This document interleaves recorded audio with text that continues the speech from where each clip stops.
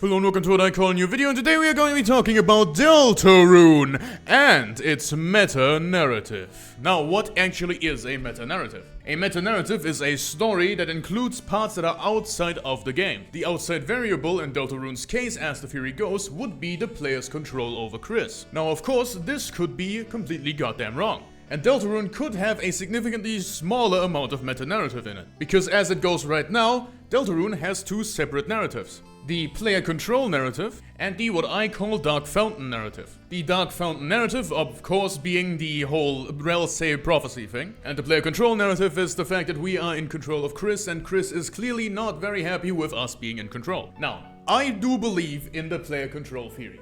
And I think that at least in Chapter 6 or in Chapter 7, these two stories are going to flow into each other, creating one big meta-narrative.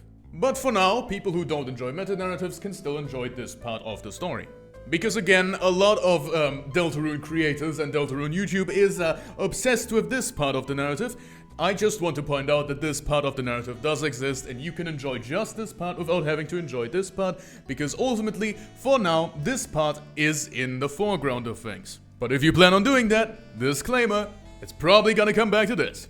But what is the alternative to the player control theory that we all believe? Well, there is a confirmed bit of meta-narrative already, and that is the survey program. If you didn't know, Deltarune Chapter 1 actually was released as the survey program.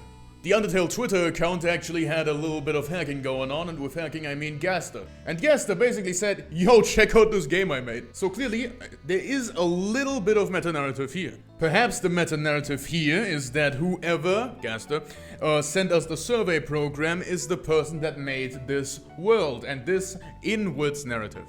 Maybe whoever sent us the survey program is a part of said universe and somehow got the survey program to ours. Of course, the natural evolution of the survey program would be player control because, you know, but we can actually circumvent this with a slightly different theory that takes a little bit of the meta of this narrative out of it. This is the, what I call, third-party theory. That we are not directly the one who got the survey program, and that we are not directly the one controlling Kris. We are instead controlling the third party that got the survey program and is controlling Kris. And at this point I should probably elaborate what I mean with third party. The player in every single video game always equals control. Because the player has to have control over something, otherwise they would not be playing. For example, the easiest way to interpret this is, if I play Mario, I control Mario. However, the uniqueness about this meta-narrative is that Kris, the thing we are controlling, or the person, I called Kris a thing, goddamn, doesn't like being controlled, and is acutely aware that they are being controlled. So, what the third-party theory suggests is that we control someone in the same way we control Mario, and that someone is controlling Kris in this unique meta-narrative control way.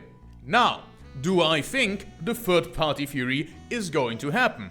No! The third-party theory, in my mind, is just circumventing the inevitable. This is a coping mechanism for people who do not like meta-narratives. But then again, just focus on this then. I do not care about you not liking it. Just focus on this part. This part is the normal part. Use this one. Because even without the player control part, there's already a bunch of stuff here. For example, if two mighty dark fountains exist at once and it actually collapses into the light world, the roaring happens. And that is the thing we are mainly trying to prevent. That's all part of the normal narrative. However, this part is already enhanced by the meta-narrative. Because Kris is actively making dark fountains and therefore working towards the roaring. Actively going against the player's wishes. So we're not only fighting over control of a body, we are fighting for two separate goals. At least it appears that way because, you know, the Chapter 3 Dark Fountain was 100% made by Kris. Like, imagine you get summoned to a goddamn world through a survey program, and then suddenly the thing you're goddamn summoned into is trying to destroy the world. I think any reasonable person would think that they are a bit of a fucking bitch. Kris, you motherfucker. If Chapter 3 gives me the option to throw the knife away if it's in my inventory, it is getting the boot immediately. Because yes, I'm very much into playing into the role of the character that I am in the story as well. Because I like it. The meta-narrative of Deltarune basically makes you a player inside of Deltarune. You are a character in the video game. Sure, you can use lame things like empathy with someone whose control is being taken away. However, I think it's way more fun to talk about it like this. Okay, this motherfucker whose body I stole is suddenly doing the exact thing I'm trying to prevent, this goddamn fucking bitch. You know, every time I read about how Des kicks your dog ass, every single goddamn time you do something stupid, yeah, I wanna do that too. Your ass got drop kicked by a dear child. I ain't the child no more, so get these fucking boots. Yeah, so I think that's fun. Ultimately, I believe that Deltarune has way more potential as a combined meta-narrative and normal narrative because of the way it's been built up so far. And just, you know, using a coping mechanism theory is not going to help with the actual story. Just because you don't like it doesn't mean it's bad. And it would be just marginally better if this was the exact thing that we are dealing with instead of this one. Because this one doesn't add intrigue, this one just adds confusion. Because at the end of the day, you're asking yourself, well, why didn't I just control them directly? Cause like I'm controlling someone else controlling them. That's kind of weird, isn't it? So yeah, narratively speaking, this would be the best outcome. Here's what I think the actual meta-narrative is. So, we got the survey program from a character within the narrative. Now, I believe that character to be Mr. W.D. Gaster. Somehow, his survey program transcended worlds into our world, which then traveled into our control. As soon as we download the survey program, we get to establish our control over Kris.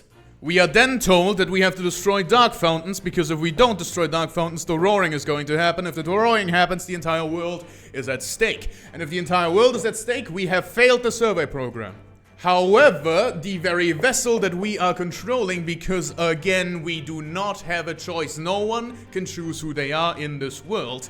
This choice has been made for us by presumably the individual that gave us the survey program, because that single line is phrased in a very specific way. No one can choose who they are in the world. However, maybe someone can choose who some others are. And that is potentially what the survey program dude has done to us. And if that is true, they have done it for a very specific reason. And I think we have seen that very reason in Chapter 2's Weird Route. Because only Kris is in the position to do all of that. And also because of the birdcage, we know that Kris has been possessed before. So whoever this is has been using Kris for a very long time now, meaning that overall we know exactly what is going on. Not. Because it's Gaster. Gaster knows exactly what's going on. Gaster knows exactly what we have to do, but isn't telling us this fucking bitch. Nevertheless, my fit goes absolutely goddamn hard. Cue the clown.